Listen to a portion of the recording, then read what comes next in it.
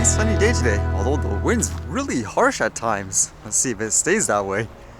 And what did I read today? I thought this one was kind of fascinating, with a lot of people often talking about drones will cause catastrophic accidents, going through windshields and so forth. When you see studies, for example, they have those ones where they fire them out of cannons, for example, saying, well, this replicates the speed. How about one where they actually crash a drone into, for example, a car window?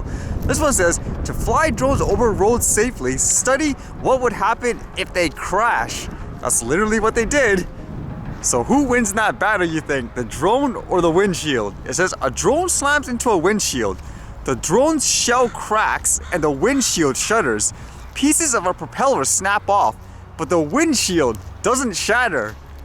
That's honestly how I thought it would turn out, just with the way it crashed. If it goes in leg or arm first, I would imagine that would be the first part to, I guess you could say, snap off. That's what it seemed like when you look at the video. It says, most safe drone flights aren't supposed to end in crashes, but this crash is unfolding in one of Virginia Tech's impact labs, where controlled collisions have been pivotal to producing safer cars, football helmets, and even toys. Here, collisions reveal information about risk and point to ways to reduce it. Now, they're helping to lead new ways to use drones. For years, an important Federal Aviation Administration regulation restricted commercial drone use in urban and suburban areas by prohibiting flying over moving vehicles. The concern was that a drone hitting the windshield of a moving car would obliterate the driver's view of the road, or worse, injure the occupants. Data demonstrating that a small parachute-equipped drone wouldn't actually damage a car traveling at a typical in-town speed limits provided a counterpoint to those concerns. One convincing enough to the FAA that it granted insurance company State Farm a waiver to operate drones over moving vehicles in 2019. Although there is supposed to be that change in the US too, where they will enable people to fly over vehicles and stuff like that as long as they meet all the requirements. But with that in mind, they're saying there's still a lot of restrictions depending on what you're doing. And it says here, quote, what the FAA wants to see is compelling, credible case that the operation is safe. Blanks explain. You need extensive data that's grounded in the context of how the operation will work in the real world. There wasn't any empirical information on what would happen during an impact between a drone and a car. So in order to craft a strong waiver application, we had to come up with the research methods to obtain that information. That should be the case. Use actual, real, tangible facts on how it is in a practical situation, not based on hysteria. In terms of what they use, apparently they used a Mavic 2 Pro with a parachute on it. And it says here, post-impact inspection showed a more interesting result. At impact, speeds between 25 and 62.5 miles per hour, the only signs of collision were streaks of rubber and plastic transferred from the drone as it slid up the glass. When the Mavic hit at 67 miles per hour, a web of cracks shot across the windshield as it bowed inward, spitting shards of glass onto the floor.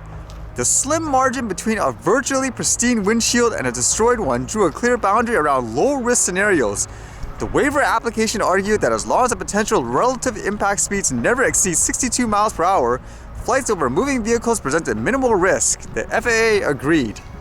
It should be about common sense and tangible, I guess you could say, evidence and all that. You can't just say, hypothetically, this 251-gram drone can fly up, 2,000 feet in the air, hit a helicopter, an airplane, kill everyone. That's so unrealistic. Like, for that, I think common sense should prevail in that sense.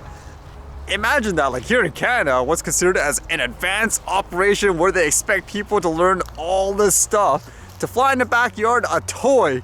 They're basically saying for this is so high risk if someone's flying in their backyard. That's ridiculous. I mean, do you really need like a huge study and stuff for that? Will be interesting to see how it goes, because they did mention in that study they do things to make sure even toys and stuff are safe. I think just for fun, I was reading this. Apparently there's this new Transformer toy, but Optimus Prime is a collector's edition. And this one seems pretty high tech, but it's really expensive. And it basically transforms from the robot to the vehicle, kind of like in the shows, the movies, and the cartoons. Well, this one only stays on the ground because it's a truck. Can you imagine if they make this even more high-tech with ones that actually fly? Because there's a lot of Transformers that actually are jets, for example. Imagine having that transform by itself, hovering in the air, that's maybe like 5 feet off the ground. Oh no! Basically a disaster because it's over 250 grams. Like, to that, I would say, man, where's the common sense in those cases? shouldn't be too complicated in my opinion again. It should come down to what you're using and how.